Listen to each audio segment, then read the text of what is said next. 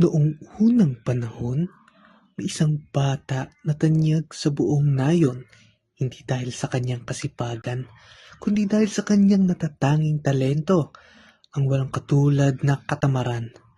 Siya si Juan Tamad. Bata pa lang, sobrang tamad ni Juan, kaya pati ang paliligo at pagpapalit ng damit, kailangan pang iserbisyo ng kanyang nanay, daig pa ang senyorito. Lumipas ang mga taon at lumaking binata si Juan. Pero ang kanyang katamaran, lumaki din. Wala siyang alam na trabaho. At paniwalaan niyo o hindi, pati ang pagsubo ng pagkain, kinatatamaran niya. Isa lang talaga ang hiling niyang gawin, ang matulog.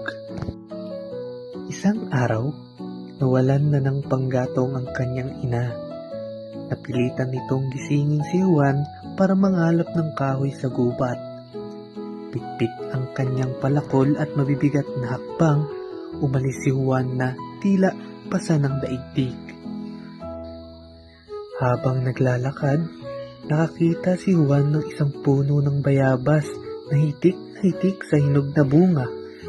Sa halip na umakyat at mamitas, nahiga si Juan sa ilalim ng puno.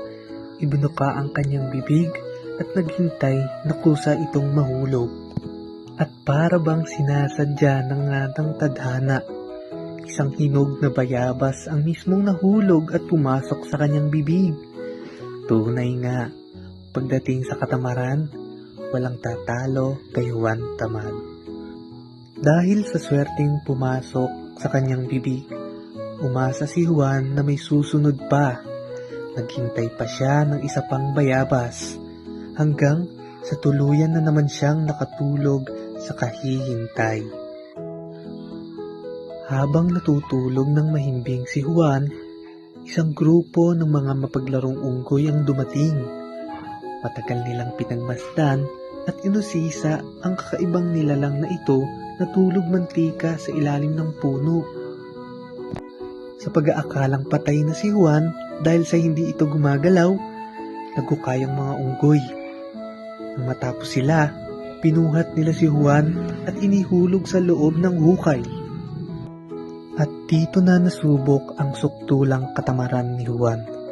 Dahil sa ayaw niyang mapagod sa pagbangon at paggising mula sa kanyang pagtulog, hinayaan na lang si Juan na tabunan at ilibing siya ng mga unggoy ng buhay.